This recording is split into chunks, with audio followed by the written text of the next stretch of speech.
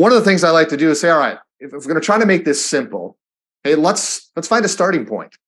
And letter C is something that I was trained on a long time ago, and I brought into our training session here today. I reworded a little bit here, but there's one word. If you take a look at letter C, in that sentence, there's really one word that sticks out. That's how simple we can make it. You can see the word on the screen, but any type of communication that expresses dissatisfaction relative to your products, your services, your procedures, your processes, your employees, okay, and we can go on and on there, but dissatisfaction, that's what this boils down to.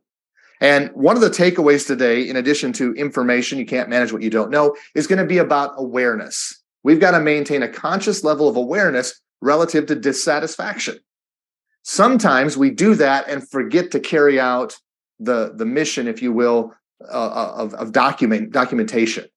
We make the customer happy by reversing whatever it is that happened to them, waiving whatever it is that happened to them, whatever you did to put a smile on their face that was once a frown, right? But did we satisfy the root cause?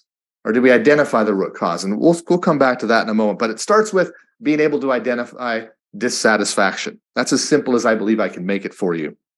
Now, letter D, one of the things I'm going to encourage you to do when you have discussions, trying to create awareness, talk about the importance, the why, the information. Okay, can't manage what you don't know. But one of the best things you do is go through examples. Things that have happened within your organization. Nobody listening here today is perfect. Nobody's likely never had a complaint. Hey, there's unhappy people out there, whether they have legit complaints about products and services or they're just unhappy about something. Hey, nobody's probably perfect. And so we probably all have real examples. Rude employees, hours, not having enough employees, fees are too high, rates are too low, rates are too high, right? You've had some of that.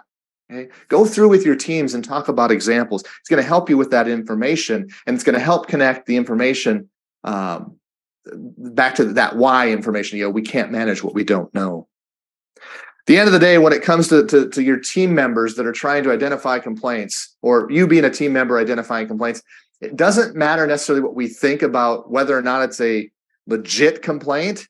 What matters is that we have to follow through on what our program requires us to do, to research it and evaluate what's really going on, and is there something beneath the surface? Is there a root cause issue? We need to do that with each and every one of them. Some are going to be way more legit than others. Some are going to be surface level complaints where somebody's just unhappy with how they were treated, and maybe it was legit how we treated them in the first place, or maybe they're unhappy with the overdraft fee, but they were really overdrawn. Hey, yes, that's a complaint, but you know what? They're the ones that did it. So we have to be able to peel back the layers of the onion and really fully investigate, find out, all right, is there more to this than what maybe is just here on the surface? I'm going to leave you on page 1 with this.